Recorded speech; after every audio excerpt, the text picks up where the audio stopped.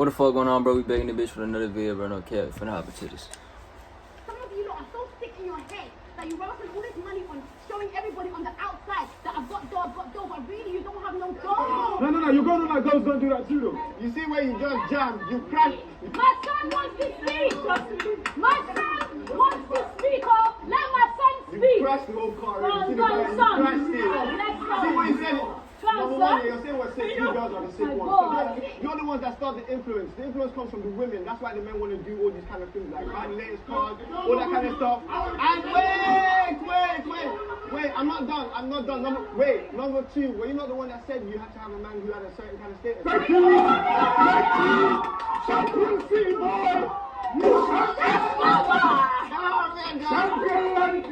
That girl there is just an attention seeker. What he was saying is true. We as men have a lot more pressure to be something or think we have to be something, whether it comes to getting money, getting a good job, or being providers. Women don't submit anymore. No, women don't submit to you. Women are natural to submission. I don't care how strong and independent she is. So here's the disconnect. Are you looking for forced submission? Oh, wait. The prerequisite to female submission is not male leadership. You said it is in a woman's nature to submit. If that's the case, it should not matter what a man is doing. What you're referring to is femininity upon demand. We get nowhere this way. If we look at it from the other side of the coin, what you are saying is that it is okay for a man to remain outside of his masculine until he finds a woman that is in her feminine. Absolutely not. Keep hearing this from women. Masculinity and femininity are not dependent upon one another. It is your job to be feminine and submissive. It is my job to be disciplinarian and defender. You're correct. Our women are not their grandparents anymore. More specifically, they are not their grandmothers. Our grandmothers showed up in their feminine and they remain there. Women like that think that being feminine is a bad thing. And they don't want to accept that gender roles still exist when they do exist. It's like the actor Anthony Mackie said, I can't show you the clip because of copyright, but he was once asked about gender roles and he was asked if you still believe in traditional gender roles. And he said, yeah, of course I do. What's going to happen if someone breaks in the house? Who's going to go downstairs and defend the house 9 times out of 10? The man. Like, if I could go through life without interacting with men, that sounds like paradise. Get some help. Stop. What is your stance on what modern day? It's failed women. Miserable. Facts. This are wrong. She's speaking. They got it. If all the evidence is out there, there's a reason why 40, 50-year-old single women are desperately trying to get pregnant. Okay. All right? There's a reason. You know, all the joys and wonders of that world, that employment world, and careers didn't seem to quite satisfy their true needs. All right?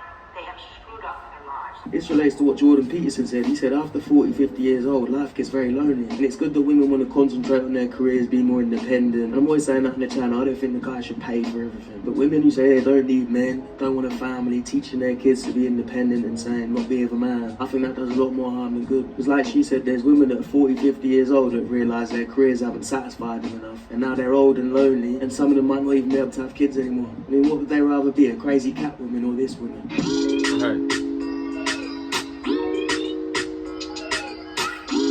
God damn. By sort of setting an idea that this will be a safe space for this conversation, it signals to those who might not have those experiences, hey, this is an area where I maybe need to take a second look to be a good ally, to be a good peer. And we have to wait for someone who has experienced to come forward and ask for a content warning when we know that 1 in 4 women in college will go through this.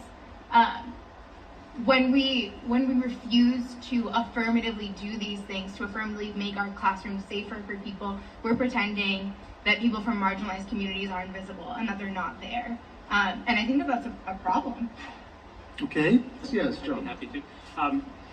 So I think it's helpful to take the accommodationist perspective, and we certainly all want people to feel that the classroom is open to them. We don't want people coming to the classroom and being afraid. But first, I would question: is there any evidence or reason to think that giving content warnings or trigger warnings actually will do this?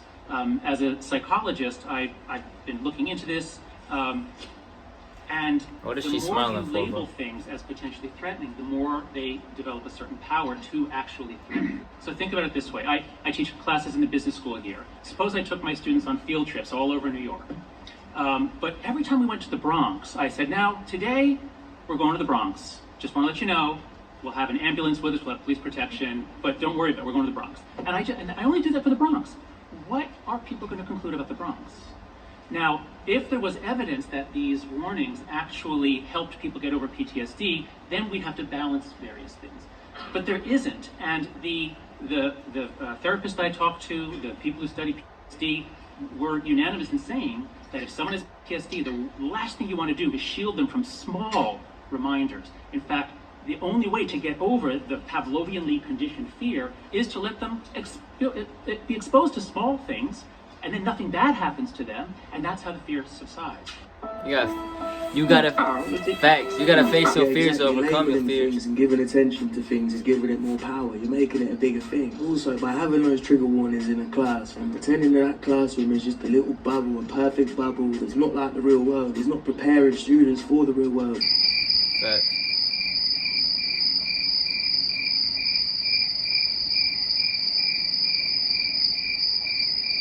So it says, at the restaurant, Ye directed the entire shoot for me while people died. The whole restaurant loved it and cheered us on while it was happening.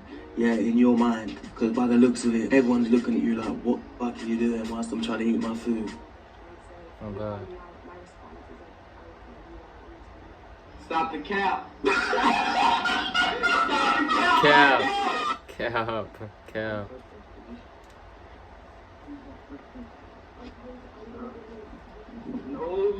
So I remember when this happened, this girl's a rapper. She thinks she's a rapper, but really she's just an IG model that started rapping. And she's been with a lot of rappers, and anyway, she was with this other rapper called Lil TJ. And as you can see in that interview, she said she flies guys out, but then she got caught lacking and asking for him to fly her. Caught in 4K, This is again just to show you guys that a lot of these girls are going on these podcasts, going on these interviews, and a lot of them are chatting. To be honest, a lot of people in general, a lot of famous people you see online are chatting. And a lot of the time, it's just a desperate attempt to stay relevant or get attention. I'm gonna just start assuming that every girl is lying. Everything they say is a lie, bro. No cap. That's not a good way to think. But still, bro. Fuck. Now, your girl's street, he was violating the community guidelines, so I had to crop it off. But if you want to go and see it, you can probably see the TikTok tags there. But I wouldn't waste your time. Just take a look at the comments. And believe it or not, it's all women humbling her in the comments. It did not move once. Somebody said, damn, Quavo took the BBL too. When little kids say, look what I can do. She's so pretty, I just wish she'd sit still and be quiet. The BBL ain't BBLing.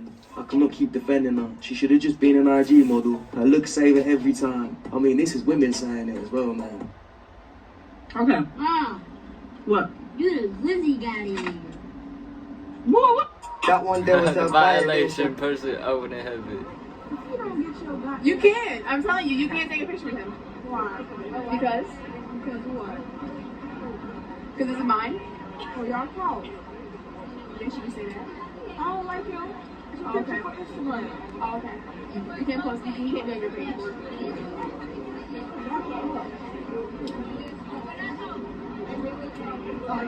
I like this girl's energy. She don't give a... I don't know who that other girl thinks she is. Think I give a fuck? She possesses that guy. That's not the way to do it. That's going to push him away and probably make him like this one more now. Yes, Alice, it's Beetlejuice here. Who is this? Beetlejuice. Yeah, Alice, what else do you have to say? Wow. Whoa. What'd you say? She said you was stupid. What shit say, honey? You got your own life, I got my life. Don't worry about who I am. Honey, I changed my name, so what the hell are you talking about? I changed my own life, baby. Dumbass. Know who they used to call me? I used to fight pit bull for a living, motherfucker. Did you ever do that? Huh? You ever did in pit bull fight? I make my dog eat your ass. Imagine outside you got a bit in life to take time out your day. Call up Beetlejuice to give him abuse. Like he's not had enough abuse. That guy's look at Beetlejuice, look innocent, bro. I believe him when he said he used to fight pit bulls. He dealt with that in the best way, you know. He don't give a f. He's sitting there making money, sipping on his drink, while she's screaming on the phone to some guy she doesn't even know. I don't even have to look at her where she belongs. She belongs to the streets. Hey, if y'all enjoy, appreciate y'all for watching. I love y'all. God bless you. You. I'm gonna see you on the next one, bro. No cat. We out, gang. Damn, bro.